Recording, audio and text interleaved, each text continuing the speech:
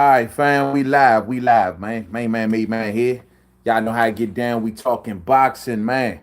Waiting for the judges to call the Erickson Lubin versus Terrell Gausha fight, man. I got Erickson Lubin pulling this fight out.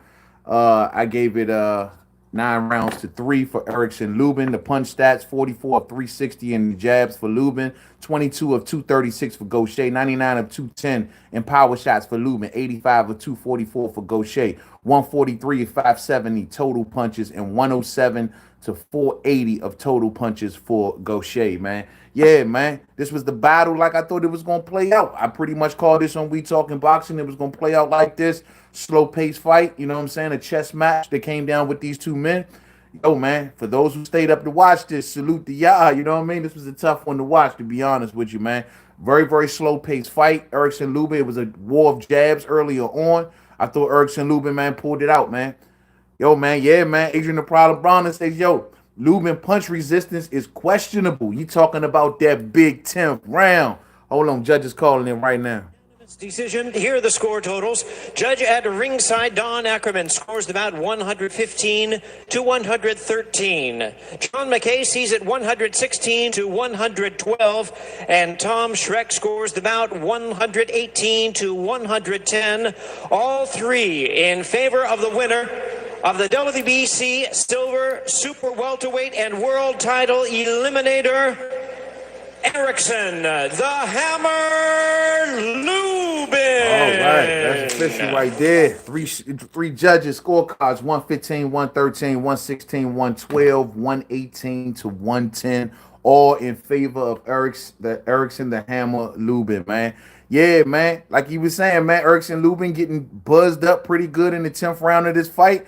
Yo, eating a straight right hand from Terrell Gausha, putting him on shaky legs in the 10th round.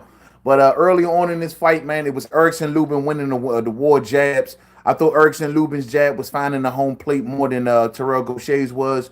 I thought the straight left to the body was the winning punch that was winning the rounds for him. Every time he doubled up that jab or maybe came up with the jab, came back with the hook, and then threw that straight left hand downstairs, it was just finding home all night long. And that was the one punch that just kept on pushing back Terrell Gausha, you know. Terrell Gausha was much too patient in this fight, didn't let his hands go nearly enough. Whenever he was punching was very inaccurate, in my opinion, hitting a lot of gloves, hitting a lot of nothing. His best and most potent punches proved to be the lead right hand and the right hands downstairs to the body, which he didn't do nearly enough of. He got back into that war jabs, and that war jabs is just that Erickson Lubin's jab was much too fast, much too crisp.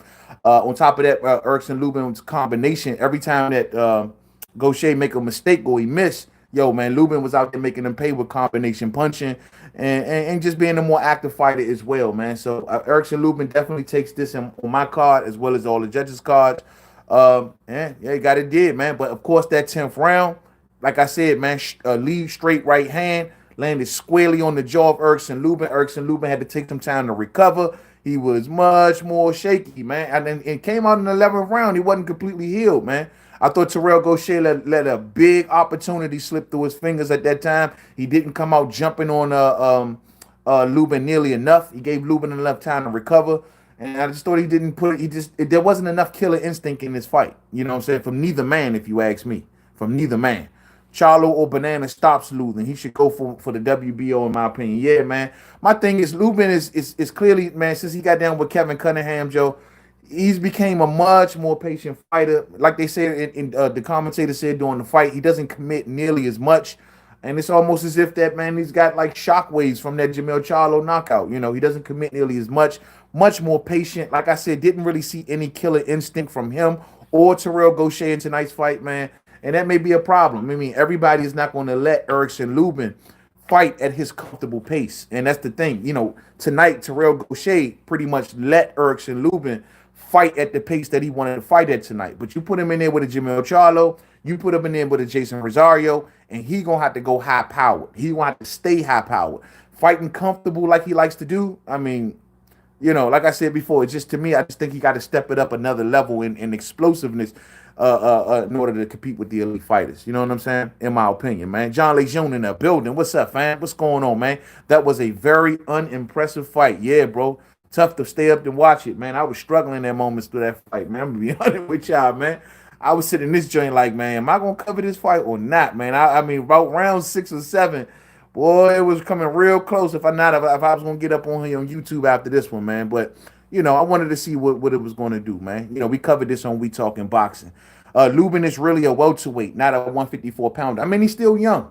He's still young. He's only 24 years old, so I mean, he's still young. He still got some ways to go. Some thought that Charlo fight was a little too early for him. He was only 21 at the time. So still young, still 24 years old. One fun fact I did not know about Erickson Lubin, that him and Gervonta Tank Davis fought in the amateurs. And as a matter of fact, the fight is on YouTube. I was watching it on my TV as I was watching them fight. I was like, you know what? I seen an Ellie Seckback interview, and Ellie was like, him and Tank fought. He was like, yo, the fight is on YouTube.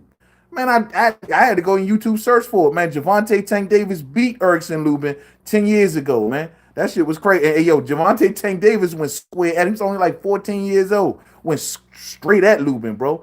All body work. You know what I'm saying? Lubin's corner says, don't get bored in there. Shit, what about us watching? Bro, that was tough, bro.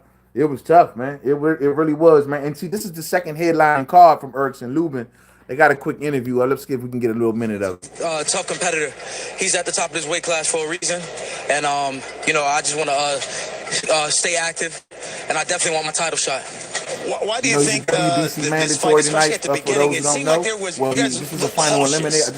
And it really didn't pick up until like the 8th round. Wow. It was a chess match.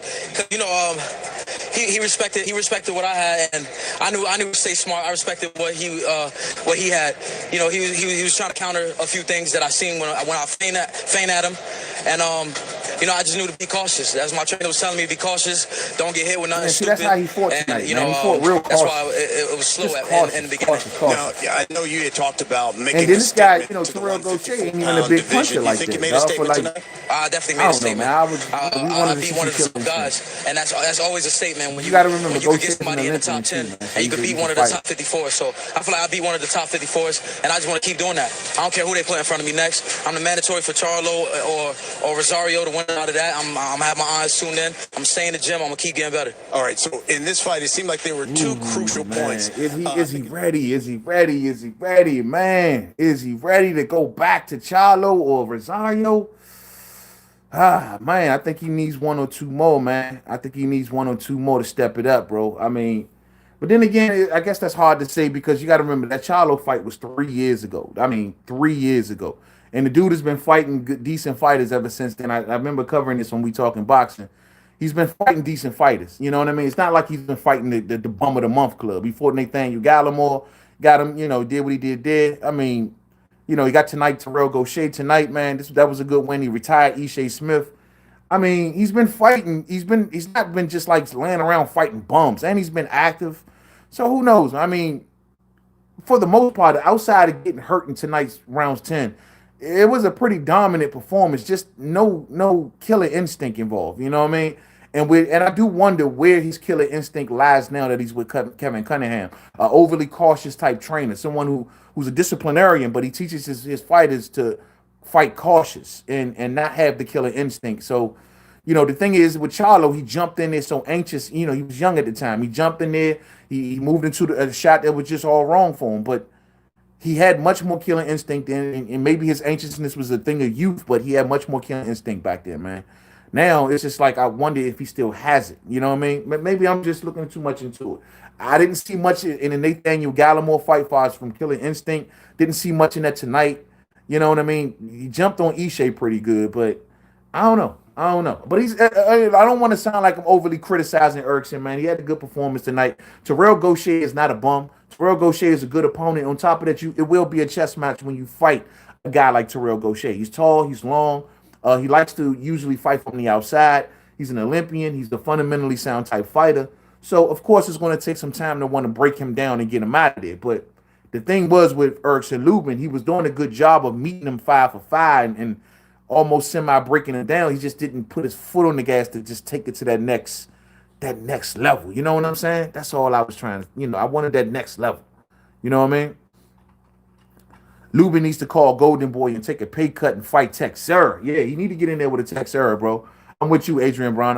He need to get in there with Patrick Texera, the weakest link of all the champions. But I mean, yo, man, you never know. I mean, I'm sure since that Charlo knockout, my man had to been dreaming of that moment where he maybe get another a shot at Charlo. So he fought his way back to this moment, and so that's the one thing that we got to respect. You know, he didn't, like I said before, he took that loss 3 years ago, but he's been fighting hard ever since. Been looking good in each and every fight, and so I mean, look, if you can't say he don't deserve it. You can't say he doesn't deserve it. And if that's where he want to go, if he feel like he want to get his revenge back, maybe that moment will come again. Maybe so. That's if Charlo want to give it to him and don't want to be a diva. You know what I'm saying? Lubin leaves himself wide open too. If you punch with him, he is green. My thing is going down the stretch. This is, seeing them go down the stretch like this. Down the stretch, his defense becomes much more loose, especially after about like rounds 8 and 9. He just kept on dropping that left hand. That's why that straight right hand was just coming down the pipe. That's why that lead right hand did what it did to him in the 10th round, because that left hand just kept on dropping. He fought about the 10th, the 11th, and the 12th round with that left hand low. You know what I mean? So I was like, yo, man, his defense down the stretch gets very, very loose. Now, maybe it could have been because he got popped pretty damn good and he was trying to get on some get back, because he turned around and he also hurt Terrell Gausha. I think that was in the 11th round. He turned around and hurt him in the very next round. So maybe he threw a little bit of his defense out the window and was like, I got to hurt this dude. He hurt me. I'm going to hurt his ass right back. You know what I mean? But his hand, I noticed in about rounds 7, 8, and 9, his hand definitely started dropping real, real low. You know what I mean? So you better tighten that up, Joe. Better tighten that up. Nope, he thinking too much later rounds. Hasn't been the same since the Charlo fights. Skittish with good moments. That's a great breakdown, Kevin. I agree with you, man. Skittish with good moments. Like, he has his good moments throughout of the fights. And he's doing enough to win the fights. And he's on top of the fight, without a doubt. But he's just not, like I said, I guess the best way, he's just not kicking it into that next gear. You know what I mean? He's not going after his opponents, if you will. You know what I mean? It took tonight for him to get hurt, for him to get clocked pretty damn good, for him to say, you know what, let me start going after this dude and really start pinning him down. He pinned Terrell Gausha down in the corner, and he caught him with a good shot, pop, right there in the corner. But it took him to actually start going after Gausha. Like, even when he was kind of like walking him down, he was just kind of meeting him at that point. He was cutting the ring off, but in a lackadaisical fashion. Like, he didn't have that explosive, like, I'm on you. Like, I'm on you. You're not going nowhere. Wherever you go, I'm with you. You just didn't feel that from him. You felt he was happy boxing in that one gear. You know what I mean? And I just hope that doesn't become an issue for him down in the future. But like I said, man, he got the win tonight. You know, we all stayed up to do it. I don't know what y'all let us. What time is it here? So it's about almost 1 in the morning, I think, here. Oh, 12:18, man. God damn, bro. I can't believe I stayed up and watched this fight, bro. You know what I'm saying? I must really be a boxing fan, champ. And yes, when Lubin throws his straight left and right hooks, he leaves his chin up in the air at times. Well, that would be a no-no for Jason Rosario, or definitely for Jimmy Charlo. You know what I mean? I don't know, man. I mean, he's hell-bent on that WBC. He's down with PBC. They're going to get him back to that route. I told y'all, they really believe in Erickson Lubin. They headlined him now back-to-back. He did the headline in his last fight, and he's headlined tonight's card. So PBC really believes in Erickson Lubin one way or another. So maybe they will pivot him back to the winner of that Jason Rosario fight. I don't know. We'll see. I think he needs to get another decent-sized name, though. I mean, Terrell Gausha is a good name. Then again, I don't want to say that. I don't think he need to get no decent size. No, he's been putting work in, man. And that's just fair. That's just fair. Kevin Cunningham knows Lubin chin is soft. Stay awake and stay alert. Nah, hey, maybe you're right. You might be right. Maybe that's why he's fighting so timid. So I ain't gonna say timid. Maybe he's fighting so cautious. You know what I mean? Kevin Cunningham is telling them, look, man, we ain't gonna let that happen again. Like they said, Erickson Lubin, though, throughout of his whole career, has only been knocked down twice. So, you know, he's only been knocked down. He's been knocked out once, knocked down twice. So, you know, he's been hanging in there. 9-18 on the West. Oh, y'all lucky out there, man. You get to still enjoy the rest of your night, man. Shoot, the night over here is pretty much, it's a wrap, champ. You know what I mean? It's going on 1 o'clock in the morning watching this born-ass fight. You know what I mean? But I'm a boxing fan. Gotta love it. You gotta appreciate the sweet science. Can't always be knockouts. And for those who know these two fighters, knew that we was going to expect this kind of fight. This is exactly the kind of fight that we called on We Talking Boxing. You know what I'm saying? He's not strong enough to be elite at 154. I'm not gonna say he's not strong enough because he's a decent puncher. You know what I mean? He's definitely a decent puncher. It's just cautiousness. The cautiousness in the he's gonna have to open up eventually. And it should not take for someone to hit you and buzz you and hurt you for you to say, oh no, hell no. I got you, bro. I'm gonna show you what's really good. I'm gonna cut this ring off. I'm gonna pin you down, and I'm gonna give you something. I'm gonna give you some shots with some pep on it. It took for him to get hurt to do that when I thought that was there the entire fight. Every time that Terrell Gausha was backing himself up into them ropes, his punches smothered. He smothers his punches. And when Gausha gets up on you, he smothers his punches. Gausha is only effective in a certain range. He's only effective in a certain range, in which Lubin was the faster fighter at that range. He had him in every way. If he would have just put his foot on the gas, Terrell Gausha has 10 knockouts. He's not a power puncher by far. He could have pinned him down, pinned him in that corner, and got him out of it. But once again, the tutelage of Kevin Cunningham or something got Erickson Lubin much, much more cautious. Fighters that power punches, fighters that they're going to smell it. They're going to go for blood. They're going to smell it. You know what I'm saying? They're going to smell it. This dude is going to want to fight me cautious, and they're going to go after him. But he can punch too, man. Y'all gotta understand, man. Erickson Lubin, you walk through that front door foolish if you want. That straight left gonna pop your ass. You know what I'm saying? I mean, I don't think that Lubin's chin is strong enough to be elite at 154. Oh, okay. Well, been buzzed, been knocked down. We just gotta see. I mean, I can't say I'm not gonna say that Charlo's punch was a lucky punch. It was a beautiful punch. It was a perfectly timed punch. I mean, it was a punch from the gods. Tonight he didn't go down. He did get dude look bad. He got wobbled from a dude with just 10 knockouts, but he didn't go down. So I guess that's the one good thing to say. But yeah, this dude only got 10 knockouts, bro, and he hurt Lubin like that, man. Woo! We're gonna save all of that for the future scouting reports, man. We're gonna save all that. Charlo versus Banana, man. Yeah, that's just a fight that we looking forward to. Charlo versus Jason Rosario, man. We're gonna be in studio for that one, champ. We ain't gonna be doing our post-fight review for that fight like this one. We're gonna be on the mic doing it official. That's a humongous fight. It's a pay-per-view card. We will cover that entire card, both Charlo twins. We will be here covering that fight. We will have the post-fight reviews, the post-fight interviews, breaking down, you know what I'm saying? I'm going to be honest, also tonight, bro, I almost jumped out my seat in that 10th round, man. If Lubin would have got his ass knocked out, champ, it would have been well worth sitting through this boring fight to see that, man. I'm trying to tell y'all. But anyway, like I said, we're going to cover that whole Charlo card. Y'all can come on back here, man. We're going to be live in full effect for that card. I'm debating on that from a call the whole fight live, but we definitely going to be here for the post-fight reaction. We're going to be turned up that night on the mic. Y'all be sure to come on through and rock with the homie Mainman Mademan, man, that night for sure, man. But all in all, you know, sweet science lovers out there, hope y'all love tonight, you know what I mean? Hopefully y'all stayed up tonight and yeah, man, you know, hope y'all made it through this tonight, man. But we all stayed up for Erickson Lubin. He is now the WBC. He says he's going to be the mandatory. This was a WBC eliminator fight tonight. He defeats Terrell Gausha by unanimous decision, 115, 113, 116, 112, 118 to 110 on all three judges' scorecards, pulling on out, and we will see if he gets the winner of Charlo versus Rosario all day. Come on back tomorrow, fight fam. We talking boxing tomorrow. You know what I'm saying? I think it's time for us to. I've been looking through my vids and noticed that we have not talked about Bud. We have not talked about Terrence Crawford. So maybe we'll bring him up on We Talking Boxing, man. I hear his pound for pound is back under attack as always again. You know what I'm saying? Maybe we'll bring that up. But I got some good topics lined up. So y'all come on through here tomorrow, man. We'll chop it on up for We Talking Boxing. And these fights tonight, man. I heard FA at Jogba. I got to cover FA at Jogba. I will be doing it in a separate video. I heard FA did not look too impressive tonight. You know what I'm saying? Heard FA stunk the joint up. You know what I'm saying? Heard FA stunk the joint up.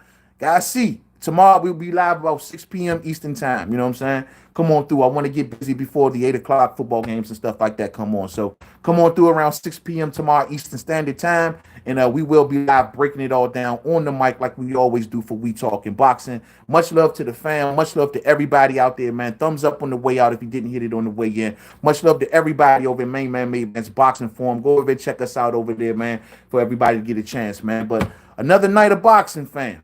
Much love to each and every one of y'all. Enjoy the rest of y'all night. Stay safe out there, man. And stay stressed and sucker free. And until the next one, man. Much love. Peace out. FA is stiff. We're going to talk about FA real soon. I got to watch that whole fight. But the little bit I saw, look bad. Stunk the joint up, bro. You know what I'm saying? Much love, man. And salute to the Russells all day. Salute to the Russells. Much love, fam.